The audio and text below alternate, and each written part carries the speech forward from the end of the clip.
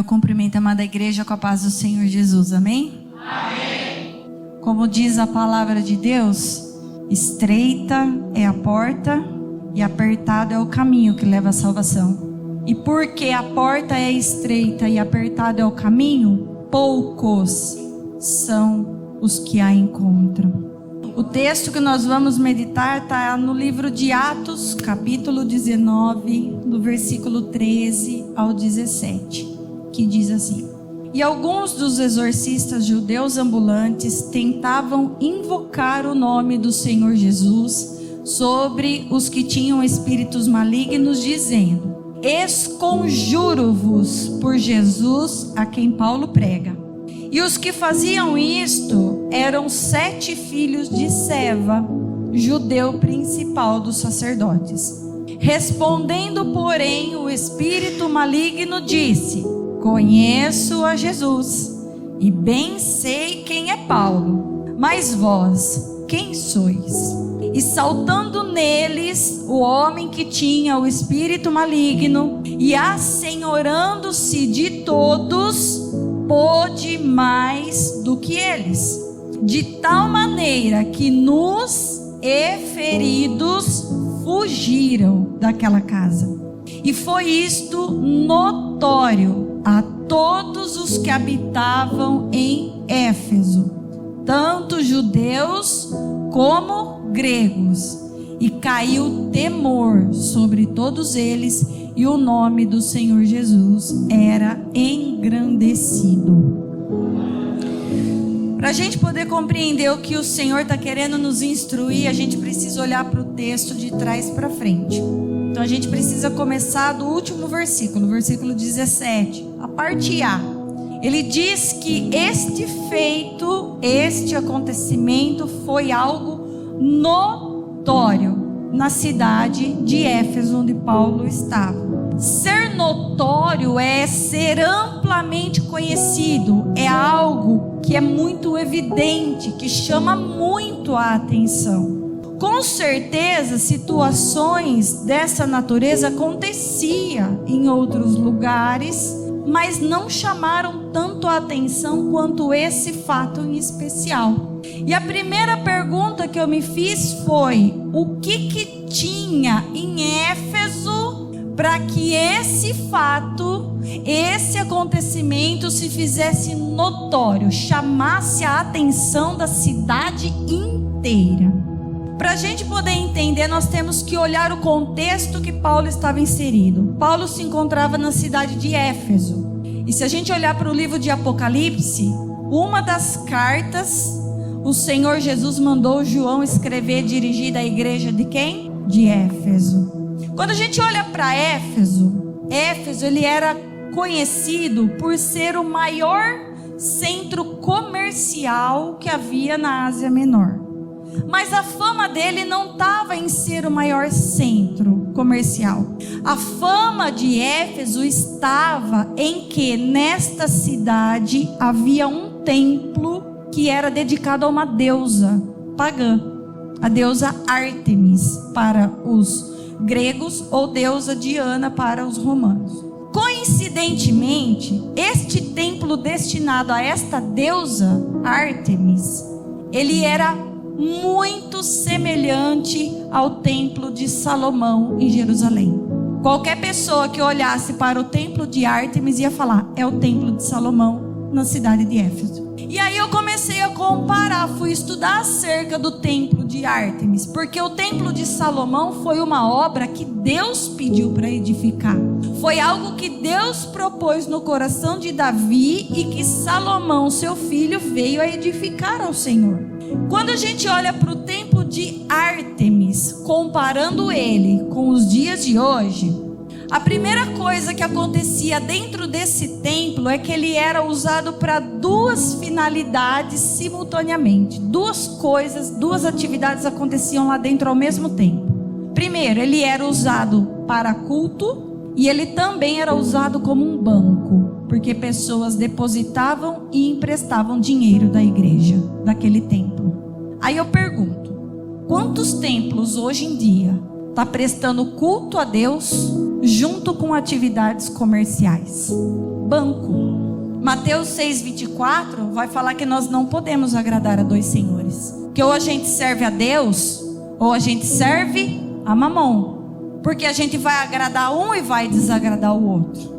Quando a gente olha para o templo de Ártemis, que era semelhante ao templo de Salomão, esse templo de Ártemis, ele servia para refugiar criminosos, e dentro dele tinha câmaras que abrigava mercadores, escravos e ladrões.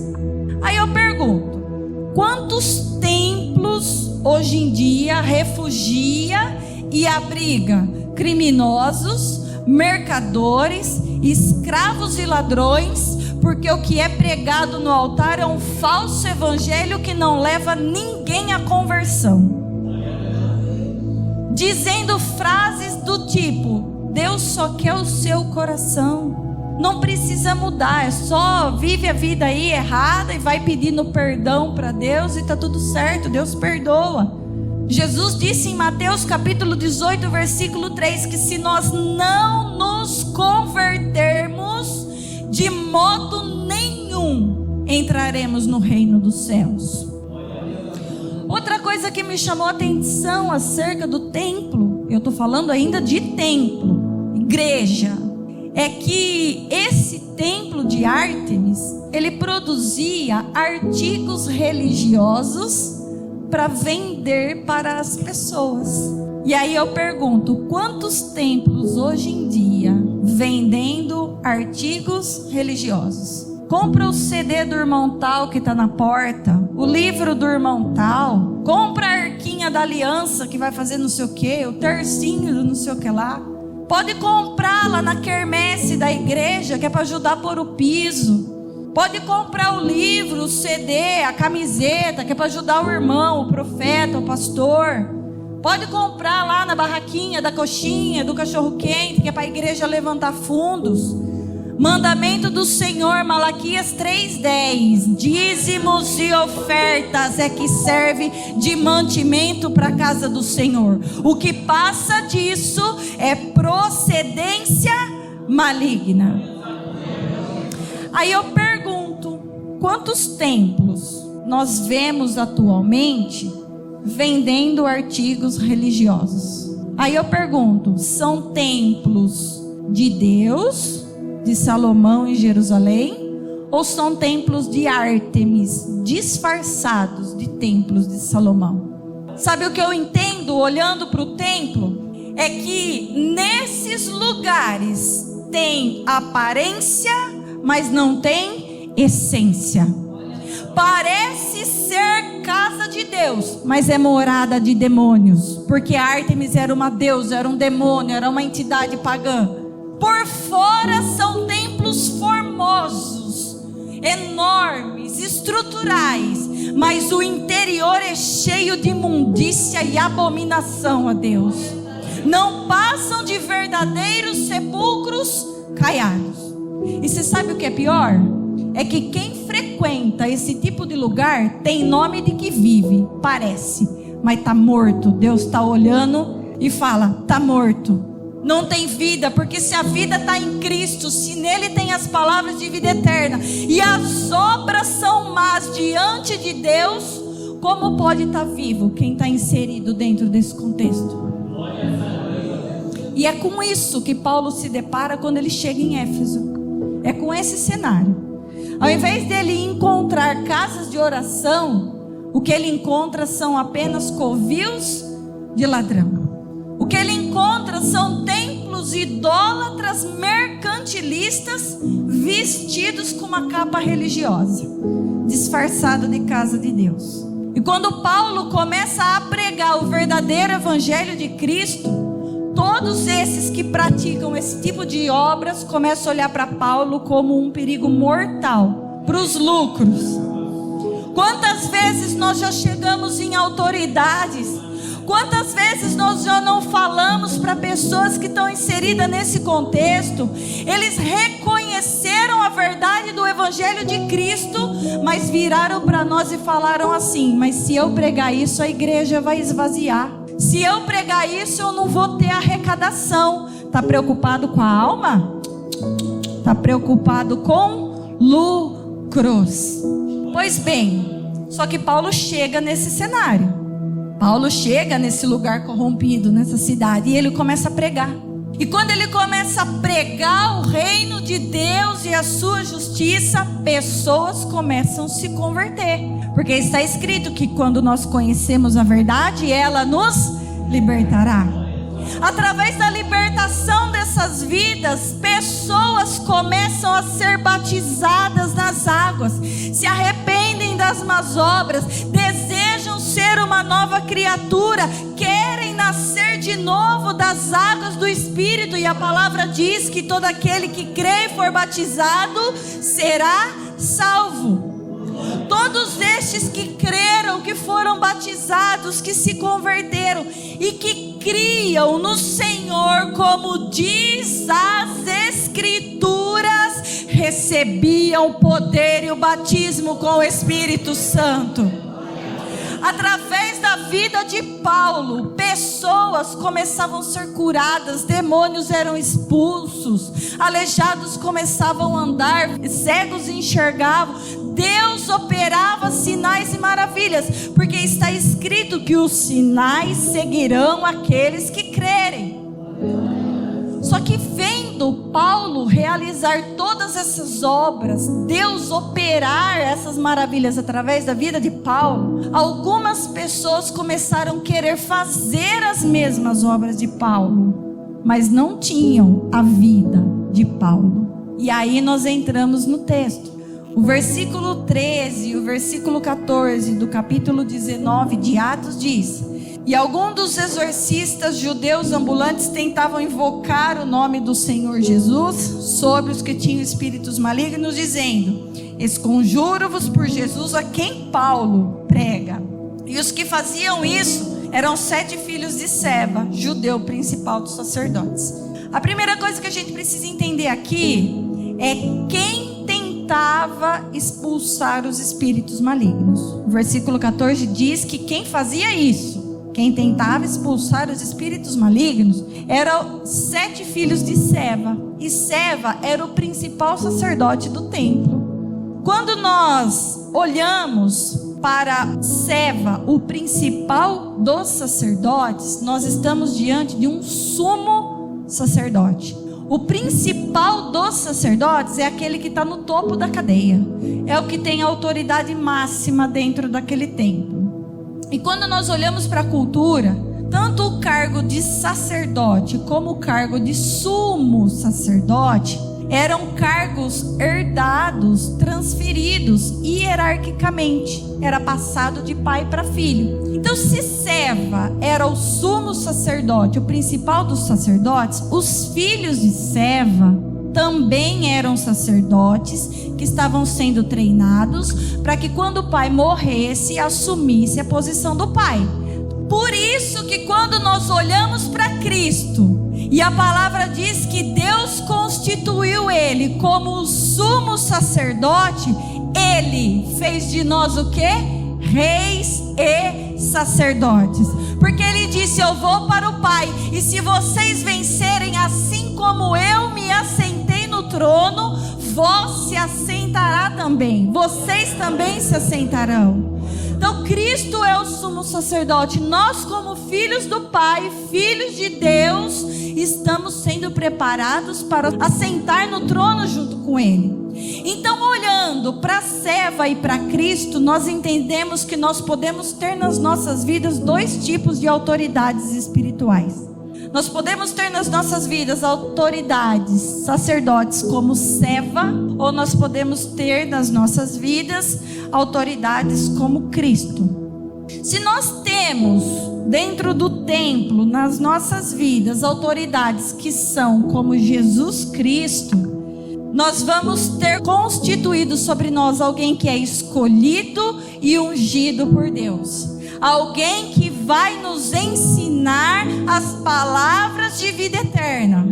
alguém que vai servir para nós o pão vivo que desceu do céu, alguém que através do conhecimento da verdade, da revelação da palavra, vai tirar o nosso pé do charco e do lodo e vai firmar o nosso pé na rocha. Alguém que através da operação do Espírito Santo vai fazer com que eu e você sejamos transformados em templo do Espírito Santo de Deus. Mas se a autoridade desse templo for um sacerdote semelhante a Seva, nós vamos ter alguém que é escolhido e ungido por homens e que vai nos ensinar somente fábulas e dissoluções. Quem é sacerdote como Seva, além de nos ensinar fábulas, dissoluções, mentiras? Se você procurar o significado da palavra Seva, Seva significa alimento para engorda de porcos. Sacerdotes como Seva são apacentadores de porcos e não são apacentadores de ovelha, porque faz com que a igreja viva no lamaçal do pecado, ao invés de tirar ela do charco de lodo. Sacerdotes, sumos sacerdotes como Seva, nos transforma em habitação de demônios, porque quando Jesus expulsou os demônios daquele endemoniado de Gadareno, os demônios pediram para entrar na manada de porcos. E se nós vivemos no charco, se nós vivemos no lodo, se nós vivemos na imundícia, porque a palavra que nos é ensinada não nos tira do erro, nós somos habitação de demônios e não somos habitação do Espírito Santo. Se Cristo, Jesus Cristo é o nosso sumo sacerdote, é Ele quem está presente dentro do templo, como diz em Lucas 10:19, nós vamos receber poder para pisar serpentes, escorpiões, para pisar todas as forças do inimigo, e nada nos fará dano algum. Eis que vos dou poder e autoridade. Mas quando o sacerdote do templo, ele é um sacerdote como Seva, vai acontecer com nós o que aconteceu com os filhos dele em Atos 19:16. Nós vamos levar uma surra do diabo a ponto de ficar nu e ferido. E pior, ao invés do diabo fugir de nós, somos nós que fugimos dele, porque foi isso que os filhos desse sumo sacerdote fez. E aqui eu quero compartilhar um breve testemunho, porque quantas vezes a gente já participou de obras, já entrou em obras e se gloriou de ter apanhado do diabo? Eu já fiz isso. E meu pai é minha testemunha. Certa feita no antigo ministério, nós estávamos fazendo um processo de consagração das ruas da cidade, e eu e o meu pai pegamos a rua que tem a maçonaria. Quando eu joguei o óleo na frente da maçonaria, eu tomei um chute no joelho que eu fui de boca pro chão. E estava o meu pai de um lado da calçada e eu do outro. Foi eu jogar o óleo, veio aquele chute e eu fui de boca. E eu fiquei quase um mês sem andar direito. Apanhei do diabo. Que lindo. Quem era o sacerdote da minha vida? Jesus Cristo ou Seva? A gente se gloria de coisas que a gente nem sabe se está certo ou se está errado. E depois que eu saí desse ministério, que eu já não ia mais em igreja nenhuma, que eu estava perguntando para Deus qual era o lugar que eu devia ir, porque eu enxergava um monte de coisa errada, porque eu olhava para os templos e eu via templos de Ártemis, ao invés de ver templos de Salomão, uma bruxa, e eu falo bruxa porque ela assim se determinava, uma pessoa que virava noites em banheira de sangue de bode, que ia para cemitério comer defunto em decomposição, virou para mim do nada e falou que você precisa voltar para a igreja. Quando que o diabo manda alguém voltar para a igreja? Quando ele manda você buscar um templo de Ártemis. E antes disso, teve uma reunião, ela começou a falar um por um. O espírito que está com você é tal, a sua aura é tal, o seu espírito é tal, a sua aura é tal. Ela pulou. E eu virei para ela e falei, fulana, e eu não tenho espírito? Porque ela via, ela conversava com os demônios igual eu estou falando com vocês assim, ó. Eu chegava na sala, ela estava conversando, gesticulando como se tivesse alguém. Ela via as coisas andavam com ela. Ela pulou, e quando eu falava para ela, qual é o espírito, que cor é a minha aura, quem que está aqui comigo? Ela baixava a cabeça e começava a rosnar. Por que quando eu saí da igreja, o diabo não foi capaz de confessar quem é que estava do meu lado? E enquanto eu estava dentro da igreja, o diabo estava batendo em mim. A palavra diz que aquele que é nascido de Deus, o maligno não toca. Se o diabo está tocando, é porque não nascemos de Deus. Necessário é nascer de novo. Temos na nossa vida sumos sacerdotes como Seva e não como Jesus Cristo. Quando Jesus Cristo é o sumo sacerdote, autoridade nas nossas vidas, Ele fala que em meu nome, Marcos 16:17, em meu nome expulsaremos demônios.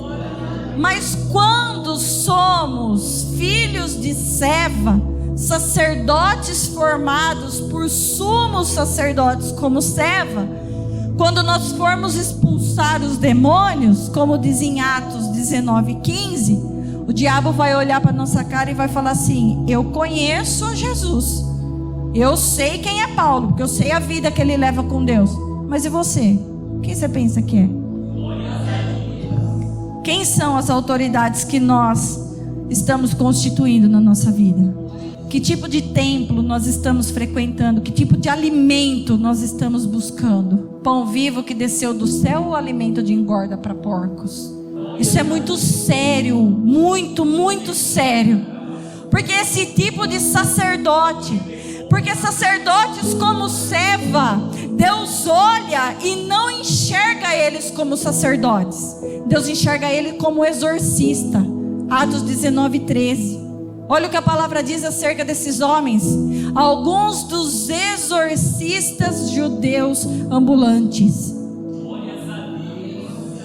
Por que Deus chamou estes homens de exorcistas judeus ambulantes e não chamou eles de sacerdotes? A gente precisa entender primeiro o conceito de judeu, porque esses eram exorcistas judeus. E a Bíblia fala que a letra mata, mas o Espírito vivifica.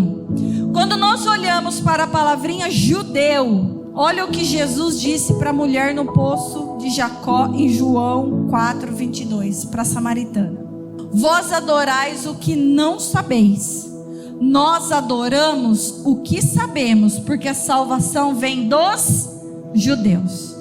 Em outras palavras, se a salvação vem dos judeus, então todo aquele que tem acesso à salvação é um judeu. Todo aquele que recebe o conhecimento da verdade do Evangelho de Cristo se tornou um judeu. E aqueles homens que tentavam expulsar os demônios, eles estavam ouvindo Paulo pregar o Evangelho há muito tempo.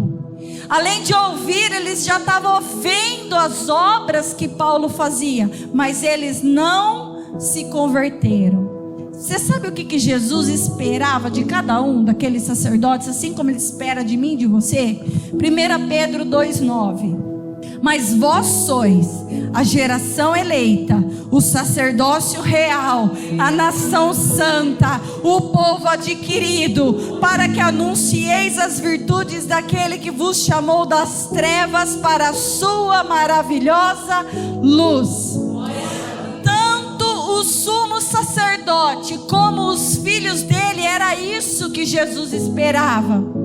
Jesus esperava que eles se comportassem como uma geração eleita, anunciando a salvação de Cristo. Jesus esperava que eles exercessem um sacerdócio real diante de Deus, sem inventar fábulas, sem anunciar iniquidades, sem dissolver a palavra de Deus em impurezas. Mas ao invés de serem sacerdotes reais, exerciam falso sacerdócio, eram falsos profetas. E aos olhos de Deus, falsos profetas são exorcistas. E se teve uma coisa que Jesus nos advertiu, lá em Mateus 24, versículo 4 e 5, Jesus disse assim: acautelai-vos que ninguém vos engane, porque muitos virão em meu nome dizendo eu sou o Cristo, e enganarão a muitos. E o versículo 11 vai dizer: e surgirão muitos falsos profetas, e enganarão a muitos. Aí eu me fiz uma pergunta: como nós reconhecemos se nós estamos diante de um falso profeta? Porque eu não sei se a igreja percebeu, nós estamos vivendo os dias do fim. Nós estamos vivendo as tribulações. Nós estamos vivendo as dores de parto. Muitos falsos profetas têm se levantado. A primeira coisa, o primeiro passo para nós reconhecermos se nós estamos diante de um falso profeta, um exorcista aos olhos de Deus, nós precisamos olhar para o significado da palavra exorcista e entender o que ela significa. Quando nós olhamos para a primeira definição de exorcista, exorcista é todo aquele que invoca uma entidade poderosa com o fim de expulsar demônios. Todo mundo sabe que num ritual exorcista, ninguém invoca o nome de Jesus em primeiro lugar. Ninguém clama a presença de Jesus Cristo. Num ritual exorcista, o primeiro nome e a primeira entidade invocada é aquele demônio que você quer conversar, é aquele demônio que você quer expulsar. E quando nós olhamos para a palavra de Deus, 2 Coríntios 6,15 vai falar assim: que concórdia há entre Cristo e Belial. Por isso, vamos olhar para os templos, vamos olhar para os sacerdotes. Quantos estão praticando rituais exorcistas dentro da igreja, porque em vez de invocar o nome do Senhor Jesus Cristo, fica invocando demônios? A palavra de Deus nos diz em Isaías 55, versículo 6: buscai ao Senhor enquanto se pode achar, e invocai-o enquanto está perto. Mas perto de quem o Senhor está? Salmo 145, versículo 18: perto está o Senhor de todos os que o invocam, de todos os que o invocam em verdade. Mas se as obras que tem dentro do templo é mentira, como pode invocar o nome do Senhor? Além de invocarem demônios, colocam ele no altar que era para ser santo e dá o microfone para ele pregar para a igreja. O pai da mentira pregando para uma igreja. Você sabe o que é isso? Legião entrando em manadas de porcos. Porque as pessoas acreditam naquilo que sai da boca do diabo, que é o pai da mentira, mas não acreditam naquilo que o Espírito diz à igreja. São templos de Ártemis disfarçados de templos de Jerusalém. Tem o exterior de casa de Deus, tem o exterior como um templo de Deus, mas lá dentro, imundícia e abominação. Imundícia e abominação. Segundo passo para a gente reconhecer se nós estamos diante de um falso profeta, um exorcista aos olhos de Deus, é olhar para a segunda definição de exorcista. E a segunda definição de exorcista é sacerdote que recebeu o 3º grau na hierarquia eclesiástica das ordens menores da Igreja Católica, que lhe confere o poder de exorcizar. Exorcista é um termo que está atrelado exclusivamente ao catolicismo. Você não encontra exorcista evangélico, você não encontra exorcista budista, você não encontra exorcista ubandista. Você só encontra exorcista no catolicismo. E quando nós olhamos para o catolicismo, ele está totalmente associado com as idolatrias. Idolatria não é somente o ato de nós prestarmos culto a um Deus de barro. Idolatria é todo e qualquer amor excessivo ou admiração exagerada que nós temos por algum objeto ou por alguém. E se tem uma coisa que a palavra de Deus nos diz em 2 Coríntios 6,16, é que consenso tem o templo de Deus com os ídolos. Então todas as vezes que o sacerdote fazer a igreja amar ou admirar exageradamente qualquer outra coisa que não seja a palavra de Deus, estamos praticando idolatria. Estamos diante de um falso profeta, diante de um exorcista. Vou dar exemplos para ficar mais claro. Quantas vezes a gente já recebeu convite de sacerdotes falando assim, ó: vem para a igreja que hoje vai ser o pregador tal. Vem para a igreja que hoje vai ter o cantor tal. Está colocando os nossos olhos nos homens ou na palavra de Deus? Exorcista. Quantos sacerdotes faz as pessoas amarem outras coisas? É a Maria, é o João, é a vaca, é o cachorro, é o vidrinho do sal, é a garrafinha da água. Mas e a palavra? E a palavra que tem que estar acima de todas as coisas? Falso profeta querendo realizar exorcismo. Quantas vezes o sacerdote coloca a nossa fé nos objetos? Se você beber a água da garrafinha azul, você vai ser curado. Se você pegar o lencinho de Paulo, você vai ser curado. Leva a rosinha de não sei do que, vai acontecer não sei o que lá. E a palavra, e o verbo, e o Senhor Jesus Cristo. Exorcistas, judeus, ambulantes, conhecem a verdade, mas está pregando engano, está levando a pessoa a fazer aquilo que não está na palavra de Deus. Quer ver outro exemplo de idolatria? Salmos 135, versículo 15, 16 e 17. A palavra de Deus diz: os ídolos dos gentios são prata e ouro, obra das mãos dos homens.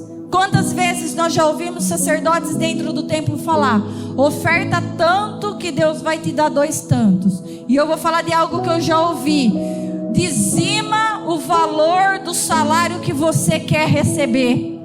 Que culto é esse? Falso profeta, exorcista em cima do altar. Cadê a oferta que a gente tem que dar a Deus com alegria, sem interesse, sem necessidade, sem esperar nada em troca? O versículo 16 do Salmo: tem boca, mas não fala, tem olhos, mas não vê. Profetas que têm boca para pregar a verdade, mas prega mentira e iniquidade. Exorcista. Profetas que têm olhos para ver o Filho e crer nele, para ver a verdade da palavra de Deus, mas por causa do lucro que o falso evangelho proporciona, se faz de cego. Eu não vi, eu não sei, eu não sabia. Exorcista. Versículo 17 dos Salmos: tem ouvidos, mas não ouvem, nem há respiro nas suas bocas. Até ouve o que o Espírito diz, porque Deus envia os seus profetas, porque Ele não vem contra uma nação sem antes avisar por intermédio dos seus profetas. Ouve, mas não pratica nada daquilo que ouviu da verdade de Cristo. Exorcista. Tem boca para poder soprar o fôlego de vida, que é a palavra de vida eterna, mas ao invés de anunciar o evangelho puro, o evangelho genuíno, prega iniquidade, prega mentira e semeia semente de malignos na vida de todos aqueles que estão diante dele. Estão mortos. Exorcista. Outro exemplo de idolatria, 1 Samuel 15, 23, a parte A. A rebelião é como o pecado de feitiçaria, e o porfiar é como iniquidade e o quê? E idolatria. Porfiar é a mesma coisa que contender. Quantas vezes a verdade foi pregada e tantos nós, como na posição de sacerdotes, como aquela autoridade que está sobre nós, contendeu com a própria palavra de Deus para satisfazer os seus deleites, para andar segundo as suas doutrinas, os seus ensinamentos de homem, ao invés de fazer aquilo que a Escritura diz. Outro exemplo de idolatria, Ezequiel 20, versículos 7 e 8. O Senhor disse: cada um lance de si a abominação dos seus olhos, e não vos contamineis com os ídolos do Egito. Eu sou o Senhor vosso Deus. Mas rebelaram-se contra mim e não me quiseram ouvir. Ninguém lançava de si as abominações dos seus olhos, nem deixava os ídolos do Egito. Então eu disse que derramaria sobre eles o meu furor, para cumprir a minha ira contra eles no meio da terra do Egito. Nós sabemos que o Egito está associado ao mundo. E uma das pregações de Paulo foi: não vos conformeis com esse mundo, mas sede renovados na vossa mente, através do conhecimento da verdade, para a gente poder experimentar a boa, agradável e perfeita vontade de Deus. Mas nós olhamos para os sacerdotes de hoje em dia, e quantos templos estão imitando o mundo? Quantos sacerdotes estão usando o templo para poder imitar o mundo? É o arraial gospel, é o carnaval gospel. A igreja agora virou black house, boate gospel. Misericórdia. Profetas que são exorcistas. E o pior é que a maioria das pessoas adora essas obras, adora os falsos profetas, porque prefere prestar um culto emocional ao invés de prestar o culto racional a Deus. Mas você sabe o que é mais triste? É que tudo isso é obra da besta. Olha o que diz em Apocalipse capítulo 13, versículo 5. E foi-lhe dada uma boca para proferir grandes coisas e blasfêmias. E nós vemos nesse meio santo misturado com profano, puro misturado com impuro. Vemos grandes coisas, mas também vemos blasfêmias. Versículo 8. E adoraram-na. Adoraram quem? A besta. Todos os que habitam sobre a terra, esses cujos nomes não estão escritos no livro da vida do Cordeiro que foi morto desde a fundação do mundo. Se alguém tem ouvidos, ouça. Por isso Paulo disse que lá em Éfeso, em 1 Coríntios 15, 32, nesse lugar ele combatia contra as bestas, porque tudo isso é obra do espírito da besta dentro das igrejas. Alguma coisa diferente do que nós vemos atualmente?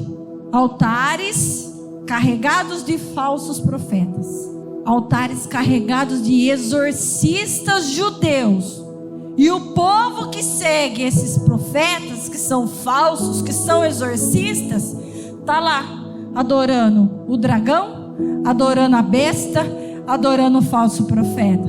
E você sabe o que é pior? Todo mundo que segue exorcista, todo mundo que segue falso profeta, não tem o nome escrito no livro da vida. Ah, você está falando que só a sua igreja vai ser salva? Eu não sei, mas a minha está combatendo contra as obras da besta, a minha está combatendo contra o dragão, a minha está combatendo contra o falso profeta, a minha não está se curvando para essas obras. Se vocês estão, se os outros estão, saiba que está escrito, o nome não está escrito no livro da vida. Terceiro passo para nós reconhecermos um falso profeta é que, além da palavra chamarem eles de exorcistas judeus, a palavra também os qualifica como ambulantes. Olha lá no versículo 13 de Atos 19. exorcistas, judeus, ambulantes, que tentavam invocar o nome do Senhor Jesus. Aí eu fui pesquisar o significado, meu Deus, da palavra ambulante. Ambulante significa que ou aquele que compra e vende para exercer o seu comércio. E para a besta foi dada uma autoridade para que ninguém que não tivesse a marca dela pudesse comprar ou vender. 1 Timóteo capítulo 6, o versículo 9 e 10, a palavra vai dizer que os que querem ser ricos caem em tentação e em laço e em muitas concupiscências loucas e nocivas que submergem os homens na perdição e ruína, porque o amor ao dinheiro é a raiz de toda a espécie de males, e nessa cobiça alguns se desviaram da fé e se transpassaram a si mesmo com muitas dores. Você quer ver um exemplo disso? Fulano, você prega na minha igreja? Eu prego, mas eu cobro tanto. Vamos chamar o cantor tal, mas tem que pagar tanto. Cobra por tudo aquilo que vai fazer para o reino de Deus. E se esquece que Jesus disse em Mateus 10, do 6 ao 8: e diante as ovelhas perdidas da casa de Israel, e indo pregai dizendo: é chegado o reino dos céus, curai os enfermos, limpai os leprosos, ressuscitai os mortos, expulsai demônios. De graça recebestes, de graça dai. Exorcistas, judeus, ambulantes, templos de Ártemis disfarçados de templos de Jerusalém. E você sabe o que é pior? Que Ezequiel capítulo 28 vai falar que quem fez essas obras, quem comercializou o reino e no reino dos céus, no reino de Deus, foi o diabo. E você sabe qual foi o fim do diabo? Ele foi lançado fora do templo de Deus, do santo monte de Deus, profanado. Então vigiemos, irmãos. Vigiemos, porque como Paulo nos exortou em 2 Coríntios, o capítulo 11, o versículo 13 ao 15, ele disse: porque tais falsos apóstolos são obreiros fraudulentos, transfigurando-se em apóstolos de Cristo. E não é maravilha, porque o próprio Satanás se transfigura em anjo de luz. Não é muito, pois, que os seus ministros de Satanás, se transfigurem em ministros da justiça, imitem, se transformem em ministros da palavra de Deus, o fim dos quais será conforme as suas obras. Por isso João também disse, lá em 1 João capítulo 4, versículo 1: amados, não creiais a todo espírito, mas provai se os espíritos são de Deus, porque já muitos falsos profetas se têm levantado no mundo.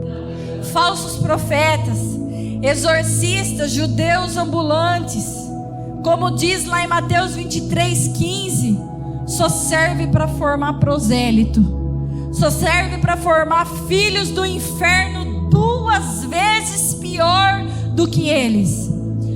Falsos profetas, que são exorcistas judeus ambulantes, faz com que a igreja se assente na mesa de Cristo e também se assente na mesa de demônios. Falsos profetas, que são exorcistas judeus ambulantes, mistura o puro com o impuro, o santo com o profano, Quando a palavra de Deus diz lá em Efésios 5:27, que a igreja que Cristo vai buscar, ela é gloriosa, ela é sem mácula, nem ruga, nem coisa semelhante, mas é santa e irrepreensível. Nós estamos vivendo o princípio das dores. A terra está gemendo as dores de parto. Jesus está mais próximo do que a gente pode imaginar. Os sinais da vinda do Filho do Homem seriam guerras, rumores de guerra, reino contra reino, nação contra nação, pai levantando contra filho, filho levantando contra pai, por avareza, homens destruindo a si mesmo, muitos se apostatando, se esfriando, se desviando da fé. Quando a gente menos esperar, a trombeta vai soar. E a pergunta é: quando a trombeta soar, qual vai ser o nosso fim? Qual vai ser o nosso destino? Qual vai ser a nossa sentença? Lago de fogo e enxofre que está reservado para o demônio, o diabo, seus anjos e os falsos profetas? Ou o reino de Deus que está reservado para aqueles que é fiel até a morte? Por isso que Eclesiastes capítulo 12, versículo 13 e 14 vai nos dizer: de tudo o que se tem ouvido, o fim é: teme a Deus e guarda os seus mandamentos, porque isso é o dever de todo homem. Porque Deus há de trazer a juízo toda obra e tudo que está encoberto, quer seja bom, quer seja mal. Desperta, igreja. Desperta, igreja. Porque como disse Tito, capítulo 2, do versículo 11 ao 14, porque a graça salvadora de Deus se há manifestado a todos os homens, ensinando-nos que, renunciando à impiedade e às concupiscências mundanas, vivamos neste presente século sóbria e justa e piamente, aguardando a bem-aventurada esperança e o aparecimento da glória do grande Deus e nosso Senhor Jesus Cristo, o qual se deu a si mesmo por nós, para nos remir de toda a iniquidade e purificar para si um povo seu especial, zeloso e de boas obras. Sai do meio deles, igreja. Sai do meio deles e apartai-vos, e não toqueis em nada imundo, e eu vos receberei por filhos, e vós sereis para mim como filhos e filhas. Como disse em Apocalipse 18:4. Sai do meio deles, para não ser participante dos seus pecados e nem incorrer nas suas pragas. Quem tem ouvidos para ouvir, ouça o que o Espírito diz à igreja. É para abrir o olho desse tamanho, assim, ó. Se não tirar escamas nessa, não arranca nunca mais. Apocalipse capítulo 2. Isto o anjo diz o quê? A igreja de quê, irmãos? Éfeso. Olha o que tinha lá, versículo 2. Só depois do ponto e vírgula. E puseste às provas os que dizem ser o quê? E não são. E ela leu o texto lá: apóstolos, ministros de luz, disfarçados. Está na igreja de Éfeso, irmãos. E esse diagnóstico não era só de Paulo que estava lá. Esse diagnóstico Jesus deu a João. E quando ele fala uma ou duas, irmãos, é porque ele quer o quê? Testificar. A palavra que Deus disse para mim quando eu saí do templo de Ártemis, e eu rodei, hein? Entrava num templo, olhava templo de Ártemis, entrava no outro, olhava templo de Ártemis, entrava no outro, olhava templo de Ártemis. Chegou um tempo, irmãos, que eu fui para o monte, eu gritava, eu falava: Deus, é tudo igual, só mudava o nome da frente. E quando legava para o líder, quanto apanhar, porque aí virava uma ameaça para a igreja. Vai diminuir o quê?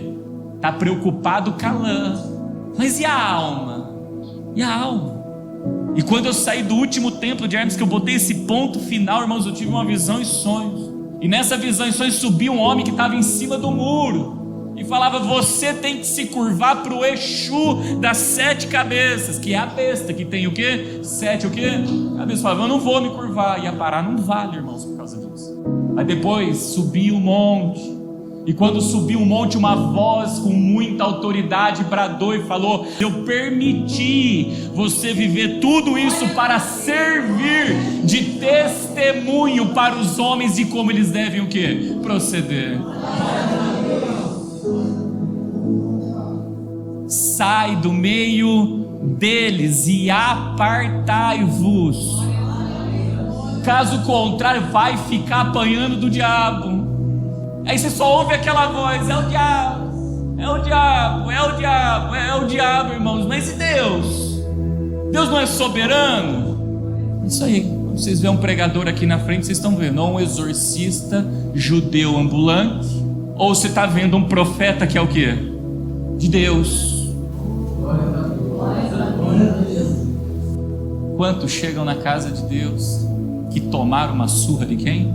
Nu, machucado, arrebentado, como a irmã disse: só aqui vai ser salvo. Eles estão pregando. A Bíblia diz que a vinda do nosso Senhor Jesus será como nos tempos do quê?